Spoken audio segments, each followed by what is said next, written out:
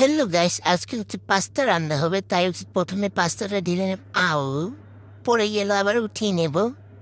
আজকে এগুলো দিয়ে এই পাস্তা রান্না করব। সহজ রেসিপি, সহজ, অনেক সহজ। তেলটা ঢেলে তারপর এটা পেঁয়াজ, কাঁচা মরিচ, তারপর দিয়ে নাড়াচাড়া করে আমি দিব হচ্ছে ডিম। এটা কিন্তু আমি রান্না করছি। আম, অনেক মজা হয়েছিল।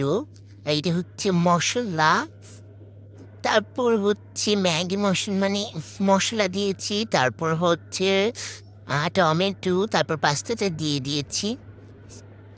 তারপরে নাড়াচাড়া করে এটা হচ্ছে ম্যাজিক মশলা দেব।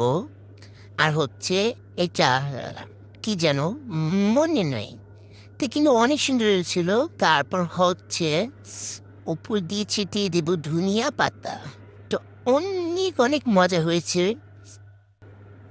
ও, এটা কিন্তু আমি বানাইনি, আম্মু বানাইছে। বাই।